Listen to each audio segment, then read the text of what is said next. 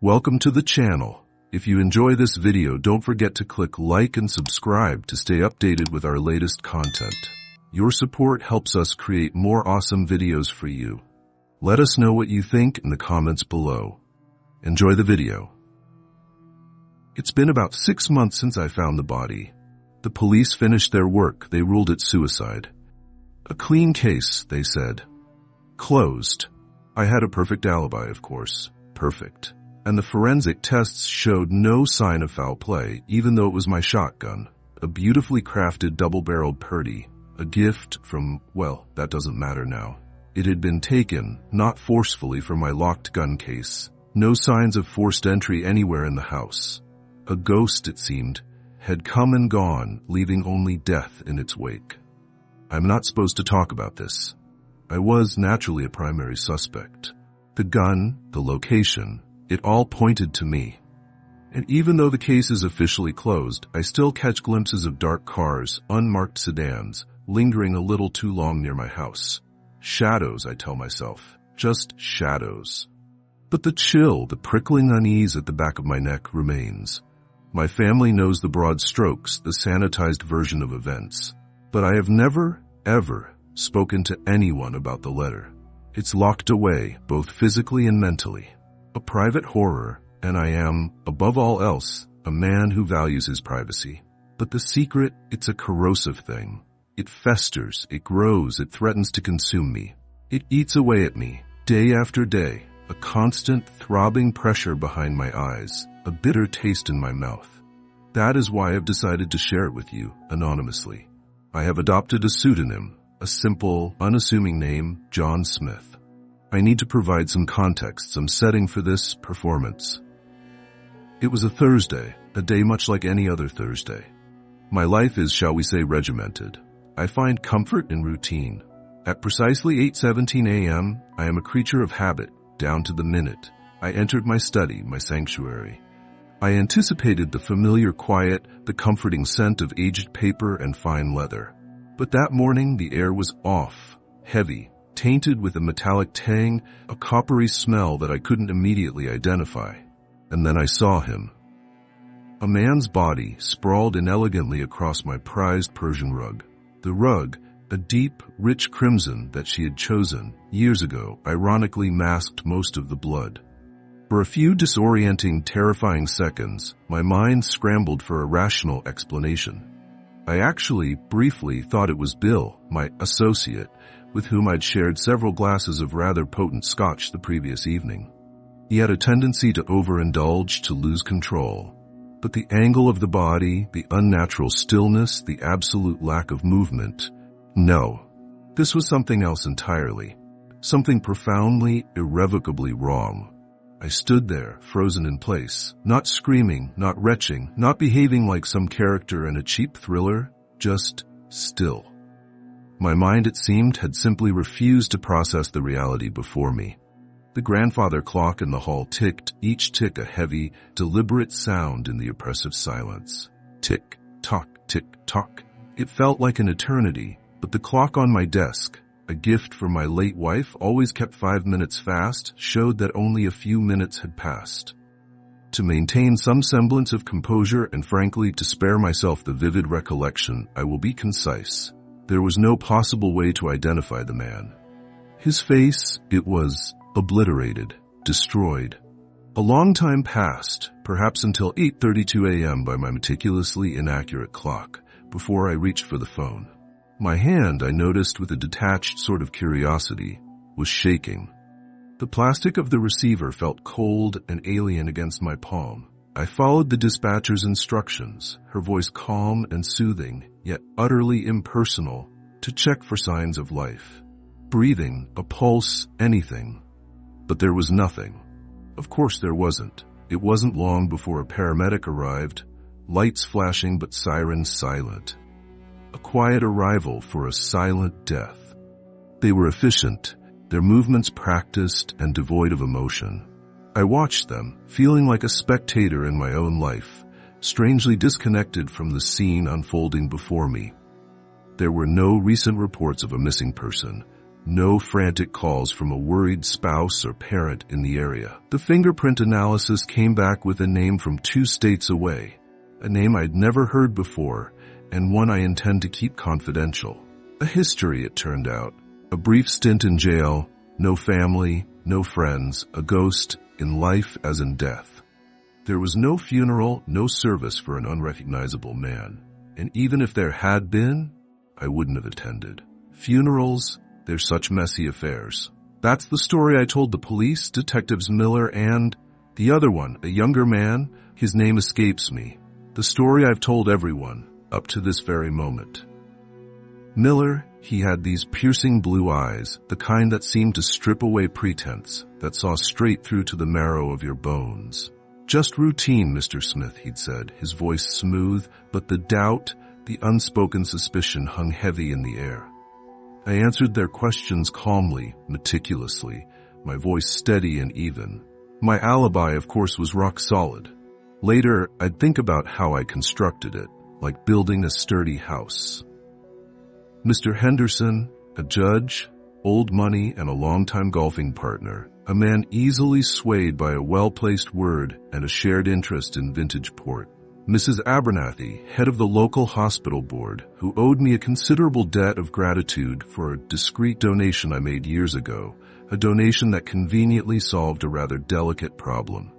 And Reverend Thomas, a man of God, easily impressed by outward displays of piety, especially when accompanied by a generous contribution to the Church Restoration Fund. 3 pillars of the community, all vouching for my whereabouts. Impeccable.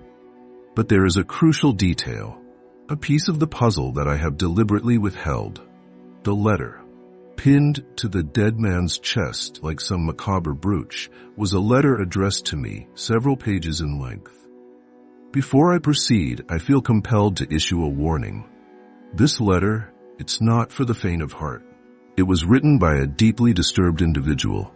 Within its pages are confessions, admissions of cruelty and depravity that, well, they still haunt me. I don't want anyone else to endure what I have, reading and rereading those words night after night, the ink seeming to bleed into my very soul. But the story must be told. Perhaps one of you, reading this, will recognize him. Perhaps his name, his face, his twisted words will resonate with someone somewhere. Perhaps one of you can offer some insight, some advice, because my thoughts, they're spiraling, circling like vultures around a dying animal. Or maybe this is just a story to you, a dark tale to entertain and disturb. If that's the case, and you are prone to feelings of depression, suicidal thoughts, or have struggles with addiction, I implore you, stop reading now. This is not a story for you. If you decide to share this letter, I'm not concerned. There's no way to connect it back to the death or to me, and it's unlikely anyone would believe you. I have other plans for it, regardless. Everything he states in this letter is, I can assure you, true. I've meticulously verified it, cross-referencing his claims with old records, obituaries, even exploring my own house, searching for, I'm not entirely sure what. Confirmation? Absolution? Some shred of understanding? So, proceed with caution. And now, without further delay, here is the letter, the one that was pinned to his shirt collar, transcribed verbatim. Dear Mr. Smith, how I have longed to utter those words to you, but I think this may be more fitting. You may not recognize me at first, but you do know me. God, how you know me. I may be getting ahead of myself, though. I should tell you my story. But first, you must understand one thing. Each word of this carefully crafted, elaborate letter to you has been pondered, debated, and stitched together in the deepest recesses of my darkest self, and as such, should not be ignored or read lightly. Do not skim through this as you would your morning newspaper or the nutritional information on your marmalade. Consider each character of every sentence as a month of your time, for it very well might have been for me. Please recline in your plush armchair. Ignite the embers in your fireplace. Brew a cup of orange pekoe tea. I know it is your preferred choice for evenings such as these. I am not requesting these things of you. I am demanding them. You owe me that consideration, John. The knowledge that you are reading this story precisely as I intended. I've always dreamed of you appreciating something of mine in just that way. You have questions, I know, but for all of this to make sense, we must begin at the very beginning. I was raised by blubbering, narcissistic imbeciles, uneducated, uncultured, unsophisticated, above all, neglectful. At the tender age of 14, I was thrust into the industrial world with a swift kick out the door and a paltry sum of money tossed at my feet. A pathetic, sorrowful tale, the kind that would make a mother cluck her tongue and mutter the word tragic like an incantation. I, much like yourself, refused to be a tragedy. As quickly as I could, I hauled myself up from my knees and entered the workforce, skin and bones, with dirt caked on my face. I adopted a new name. It wasn't difficult to find employment. They could pay me pennies and extract the same labor as a grown man. It wasn't long before I established a stable existence at the rock quarry. After months of back-breaking toil, wielding a pickaxe against flint-studded stone, my hunger had subsided, but my face remained filthy. The foreman laughed every time he dispensed my bi-weekly wages. We'd line up, all of us in our bumblebee-striped hard hats, the hulking men towering over me, and march into the foreman's shack. Ahead of me, in the line, I could hear snippets of conversation. "Good work this week, Johnson. How's the wife and kids, Thompson?" And I memorized the sound of banknotes being slipped into calloused hands, a dry, rustling sound. When it was my turn, the desk higher than my head, he'd let out that same laugh every single time. A repulsive, phlegm-filled chuckle, a sound like he was choking on his own excess. He'd reach into his straining trousers and fish out a handful of coins, dropping them into my outstretched hands. Then he'd look me directly in the eye and say, "Aren't you a bit young to be swinging them tools?" and laugh again as I turned to leave, that same grating laugh echoing behind me. One night, I lingered after work, concealed behind a large mound of coal. The air was frigid and the moon offered only a sliver of light. He always stayed late, stamping ledgers and making calls for supplies. I picked up a hefty rock, feeling its weight and roughness in my hand. It felt right. I eased open the trailer door, the hinges protesting with a low groan, and then I struck him on the back of the head, repeatedly, with such force that I cut my own hand on fragments of his skull, sharp, like shards of shattered glass. Check thumb on right hand for proof of scar. I still recall the overwhelming sensation that washed over me in that instant, staring down at his bloated, gurgling form, slumped face down on the table. A bizarre mixture of horror and exhilaration. It was in that moment that I realized I was destined for something more. I paused, my hand trembling slightly as I held the letter. Something more. What a chillingly ambiguous phrase. What had he been destined for? This gruesome end in my study? The man he claims to have murdered, his former foreman at the quarry. I couldn't verify the story. He could have concealed the body, though how a scrawny teenager would manage to move a supposedly large man, even one accustomed to physical labor, is beyond me. But it's more probable that the foreman's death was attributed to a work-related accident. Blunt force trauma. It wouldn't be uncommon in a place like that. Dangerous work. Accidents happen. As you'll begin to discern through this unsettling narrative, the author of this letter, my uninvited guest, was possessed of a disturbingly sharp intellect.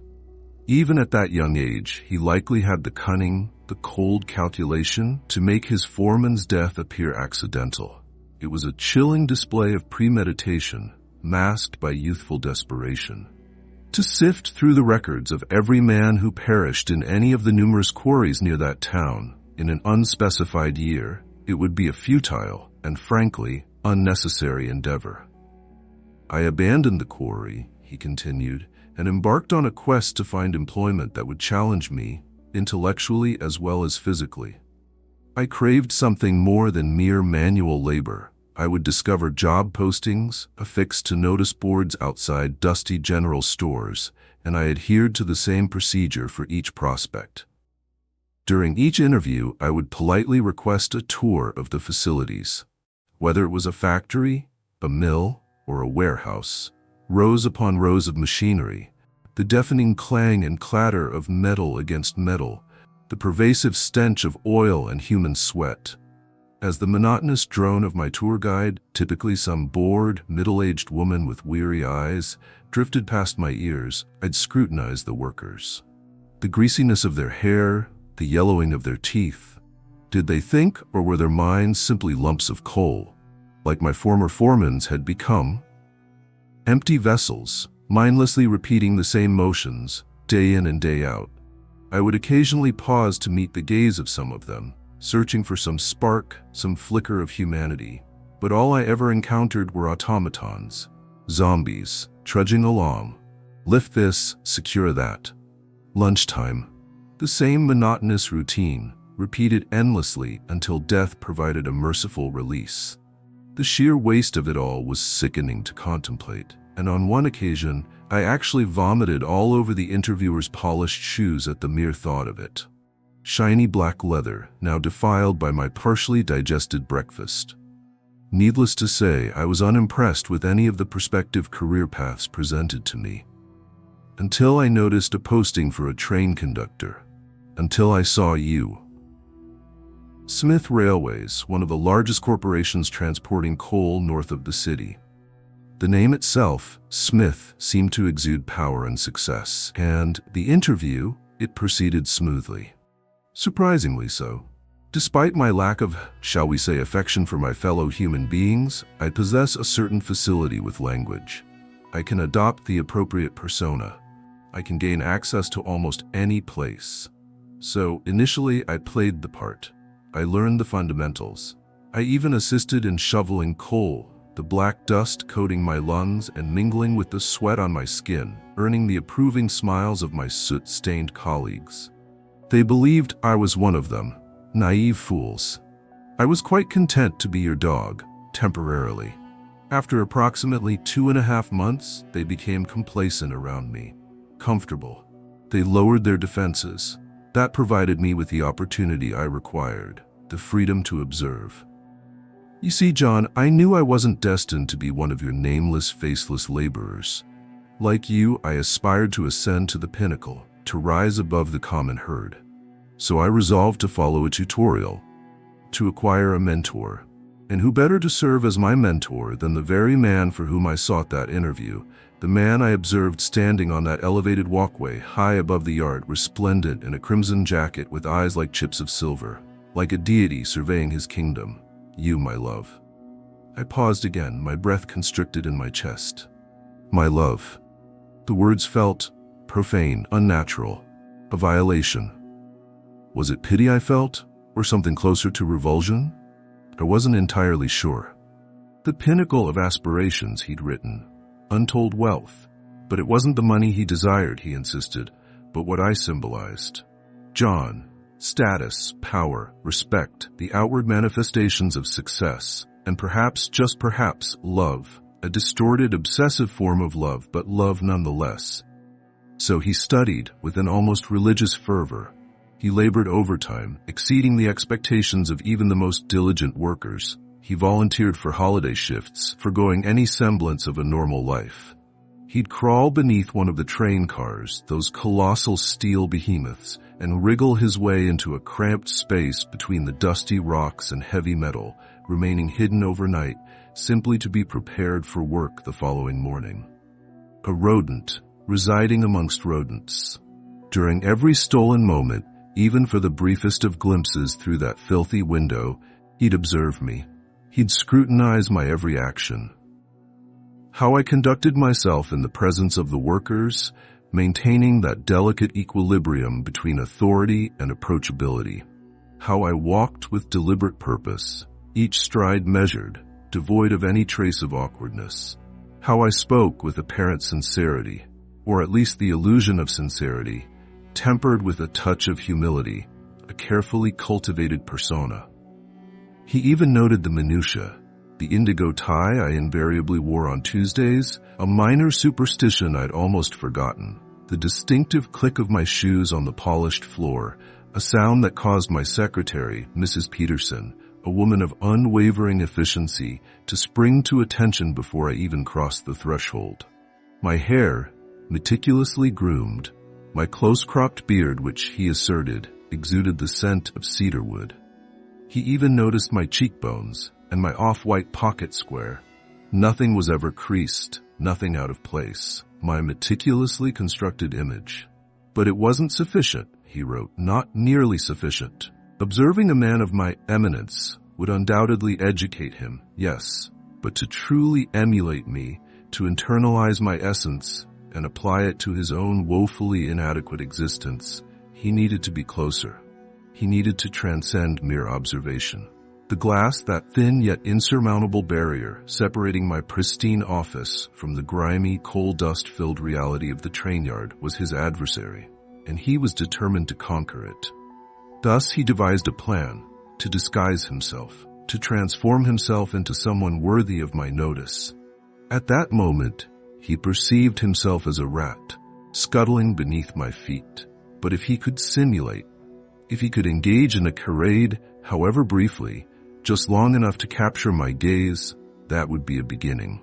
So he diligently saved every penny of his wages for months on end. He relinquished his rented room in that squalid motel, a place that reeked of stale tobacco smoke and despair, and took up residence beneath the train cars at night. He hunted raccoons, he claimed, in the adjacent woods in the pre-dawn hours, capturing them with his bare hands, I presumed, and consuming their raw flesh for sustenance, packing the leftovers in those plastic containers.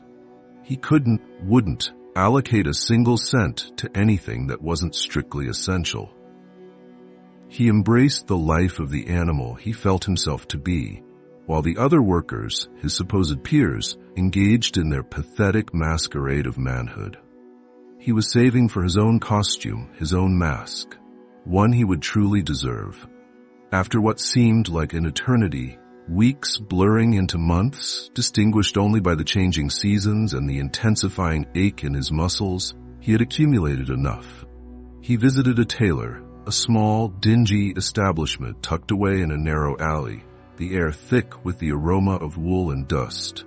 And although the tailor, a wizened man with a perpetually anxious demeanor, had to conceal his nose with a handkerchief saturated in lemon, people will endure anything for financial gain, he'd written, he finally acquired his first suit. He felt like an imposter initially, donning it. The fabric, a somber charcoal gray, felt unfamiliar against his skin, more accustomed to coarse cotton and the pervasive grime of the train yard. Had he earned the right to wear it? No, not yet, he acknowledged, but soon. Very soon, he adopted a new identity, once again, a clean slate.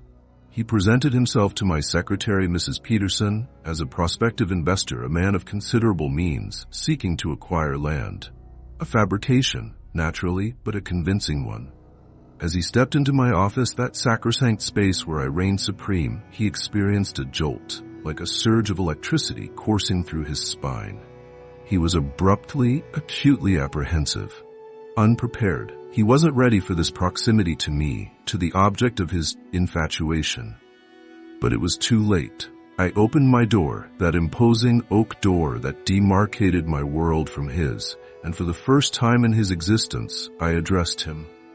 He committed my words to memory, engraving them upon his consciousness like a sacred inscription. He would never forget them, he vowed, not even in death, regardless of his ultimate destination. My breath, he asserted, carried the scent of tobacco. Can I help you?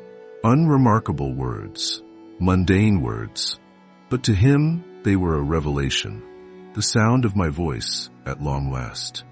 He remained silent. He simply stood there, finally able to scrutinize my features at close range. The defined line of my jaw, the slight crease in my brow, the manner in which my eyes, silver he described them, appeared to penetrate his very being. After approximately a minute of silence, a silence that to him seemed to stretch into infinity, I cleared my throat, a polite yet dismissive gesture, and closed the door. He forgave my discourtesy, he wrote. He comprehended. He wasn't deserving of my attention. Not at that time. But after all these years, he finally possessed a response to my inquiry. Yes, I could assist him. I retired from Smith Railways 13 years prior, 13 years, a lifetime in many respects, and I have absolutely no recollection of this interaction, none whatsoever. It deeply disturbs me that a man I encountered once, a fleeting, insignificant moment in a bustling life, remembered that encounter with such fervor, that he would devote so much of his final letter, his final testament, to reminding me of it. And yet, I cannot conjure even the faintest memory of that day. His obsession, his worship, it's profoundly disquieting, but I shall address that subsequently. This unrequited ordeal, he termed it, persisted for several years. Years. My God. His yearning admiration, he claimed, staring for hours through my window, and my deliberate ignoring. He interpreted it as intentional, you see, cruel act. It caused him pain, John. He wrote the accusation seeming to leap from the page for an extended duration. But I understood it, he asserted. I wasn't deserving of your regard. Why would you allocate even a moment's consideration to an individual such as myself? No, I still hadn't merited you yet. That initial encounter, that brief, forgotten exchange, was merely an appetizer, a tantalizing glimpse of what he could possess. What he would possess. He couldn't wait for me to peruse this, he penned, the words practically vibrating with a frenetic energy. He yearned to witness my reaction, the manner in which the corners of my mouth, he envisioned, curved upwards in a subtle, appreciative smile when something particularly pleased me. The way my eyes, in his mind, gleamed. During those years at the train yard, he labored, his body exhausted, his mind consumed. He'd spend his days engaged in monotonous, repetitive tasks, the clang of metal, the hiss of steam, the shouts of his fellow workers, all fading into a muted backdrop. He perpetually contemplated what he would articulate to me if presented with another opportunity. How he would adorn himself for me, how he would demonstrate his worthiness of my attention, my respect, my love. And just as he had finally formulated a plan, just as he had a clear objective, a purpose, I departed. And he pursued. I still feel a shiver, even now, perusing those words, their stark simplicity, their unyielding nature. I believed I knew you, John, he inscribed, the accusation palpable. I truly believed I did. An art dealer? Paintings? What in God's name did a railroad magnate comprehend about art? The alteration in my career trajectory had been a physical blow to him, he declared. He recalled being violently ill for approximately a week upon receiving the news. My departure had disrupted his meticulously constructed reality. How could he integrate himself into my life when my life had taken such an unforeseen turn? How could he impress me? How could he become mine? Consequently, he did what any rationally minded, obsessive individual would do. He reassessed. If he couldn't be proximate to me in my professional sphere, he would be proximate to me in my personal sphere. A challenging decision, he conceded, but one that ultimately possessed perfect logic. Wasn't that the purpose of human connection? To share one's life, one's inner self, with another? Wasn't that the essence of art? He was anticipating his own narrative, he acknowledged, but the seed had been sown. He would reside with me. Naturally, he comprehended that I was unaware of his existence. He wasn't insane, he maintained. He understood when and where he was desired, or more accurately, undesired. But he knew me, and he would ensure that I knew him. Because a man of my stature, a man such as myself, was someone from whom you garnered attention by seizing it. The principles of business, he referred to it. A distorted, perverted interpretation of the principles, but principles nonetheless. Thus, he commenced by excavating a cavity, a clandestine passage, into my library wall, my sanctuary. Behind the penultimate bookshelf, the one situated closest to the southeast corner, adjacent to the diminutive table bearing the crimson lamp, overlooking my preferred armchair, the one she had bestowed upon me. It required a year, he documented. A year of meticulous, silent labor. A year without visual contact with me, a sacrifice he was prepared to endure. He mastered my schedule, my routines, with painstaking precision. I had always prided myself on my punctuality, my predictability. I had considered it an indication of strength, of control. He exploited it. He picked the lock, a trivial undertaking, he boasted, dismissing my security precautions with a casual disdain that still provokes my ire. Trespassing is a transgression, he conceded, almost mockingly, but certain individuals murder for love. Occasionally, one must undertake actions that are universally deemed wrong. Think outside the conventional, he wrote, employing the trite phrase with a chilling earnestness. By the time his lair was completed, with strategically positioned apertures concealed between the pages of Sense and Sensibility and the Count of Monte Cristo, a touch of irony, perhaps, a full year had elapsed. A year of separation, of transformation. He meticulously recorded the alterations, cataloging them like a scientist observing a subject. I had switched to a different brand of toothpaste. I had cultivated a mustache, a transient experiment I'd rapidly abandoned. My fingernails were marginally longer. And most significantly, I was an art dealer. He couldn't fathom it initially, but subsequently he determined it suited me. I had always possessed an aptitude for recognizing the essential things, he declared. A twisted compliment, yet a compliment nonetheless. He'd emerge from his concealment when I departed for work, brazen as you please. He'd prepare cheese sandwiches in my kitchen, utilizing my cheese. He'd employ my immaculate toilet paper. He'd recline in my armchair, the one I invariably occupied, fantasizing, presumably, that he was absorbing some essence of me through the upholstery. And subsequently he'd retreat back into his cavity, his clandestine realm, and observe me reading. He had always been cognizant of my intellect, he inscribed. He'd never acquired the skill of literacy proficiently, but he commenced deciphering words, phonemes from observing me. He'd follow the trajectory of my eyes across the page, the subtle articulations of my lips as I silently vocalized the words. He acquired literacy through me, and yet he maintained he still possessed an immense amount to learn. I recall that period, I do. It was challenging. I incinerated those books last week, transported them to the desert in the rear of old Joe's pickup truck, and ignited them, a conflagration of recollections. I regret now that I didn't retain a few. A morbid curiosity, perhaps, a yearning to touch what he had touched. You experienced a difficult time, he wrote, when your initial painting was rejected. He remembered. He'd been present, concealed, observing. He'd been equally distressed as I was, he purported, if not more so. He asserted that there might still be faint stains on the wall, remnants of the tears he'd silently shed. He comprehended me, he declared. My failures were his failures. My rejections, my fractured relationships, my forfeited custody, all of it he experienced vicariously. My tribulations were singular, he wrote, and singularly unacknowledged, except by him. He hoped that would provide me with some solace, some sense of camaraderie.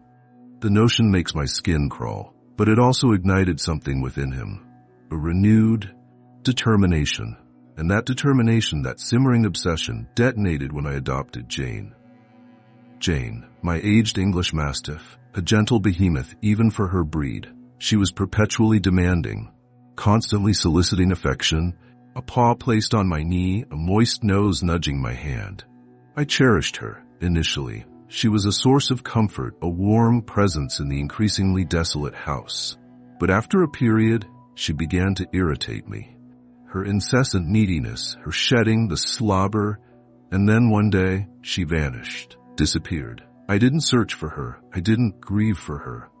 I rationalized that she'd wandered off, discovered a more suitable home. I refused to contemplate the alternative possibilities. She resided with me for nearly a decade, 10 years. He'd been present, observing for 8 of them. I'll concede it, he wrote, the words stark and unrepentant. I was envious. Envious of a canine. It enraged him, he stated, that he couldn't even touch me, while Jane reveled in my affection. He craved a hug, an embrace, a tender, knowing touch. He was content in his concealed dwelling, he maintained, but he hadn't attained his aspirations.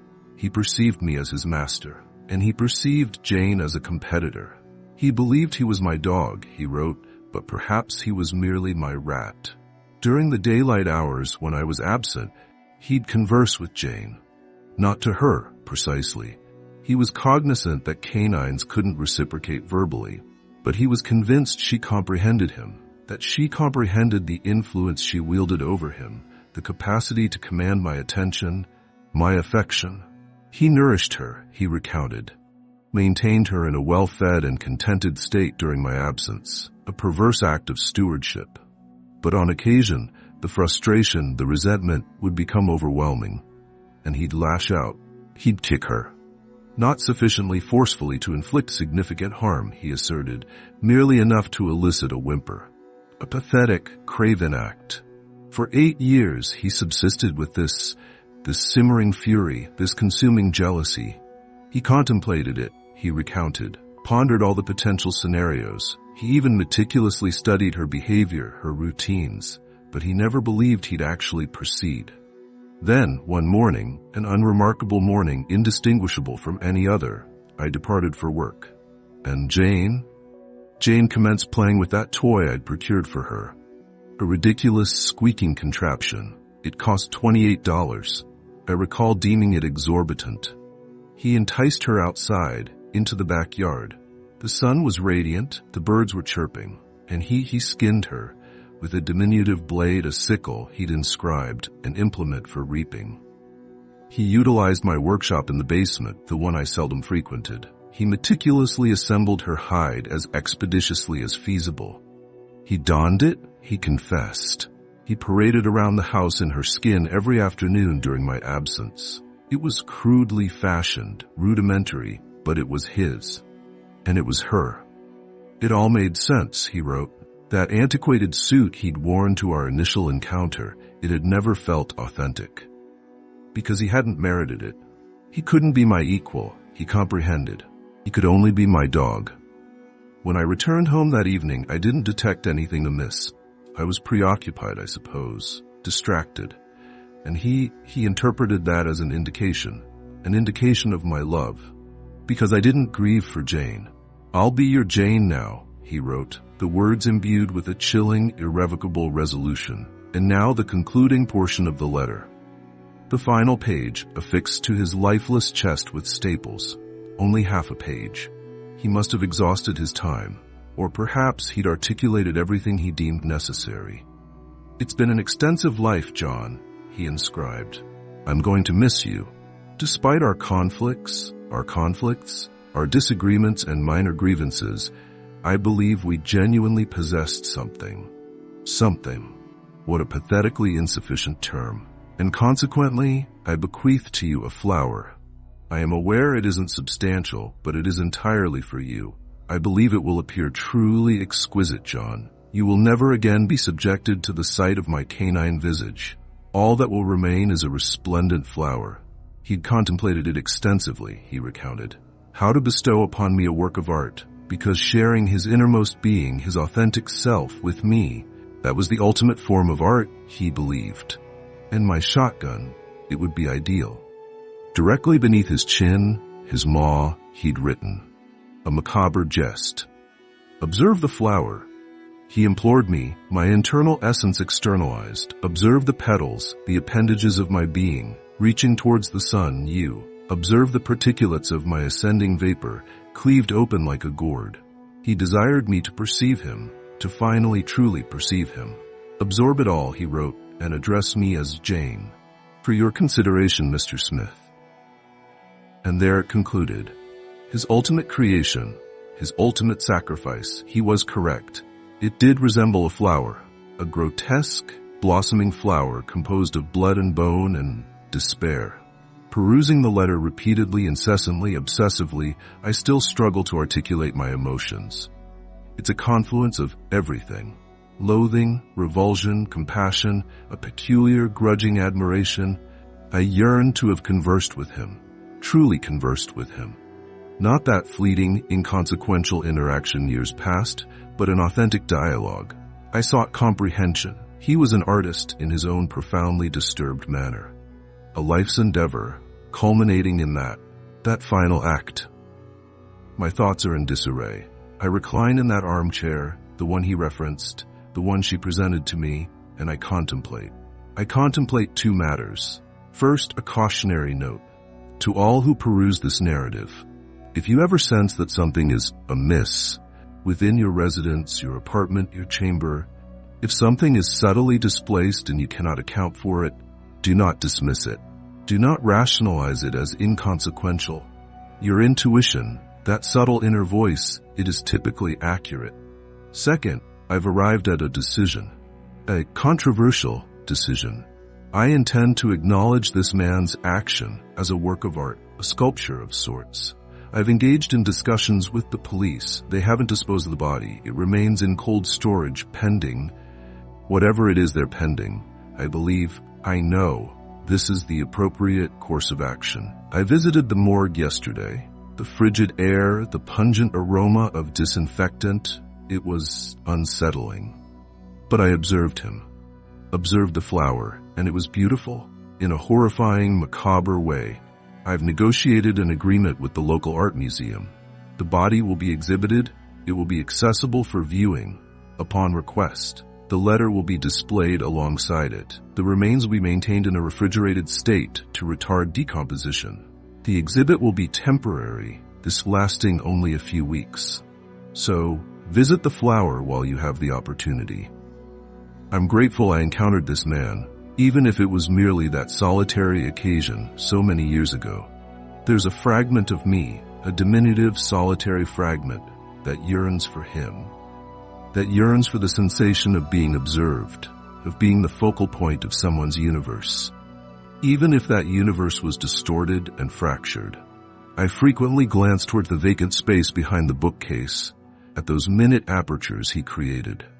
Empty now, lifeless. I suppose I am a lonely man without you, a lonely man left with the ghost of a dog and the memory of a profoundly disturbed, undeniably dedicated artist. He sought connection in the only way he knew how, and in a strange, twisted way, he found it. Or perhaps he created it.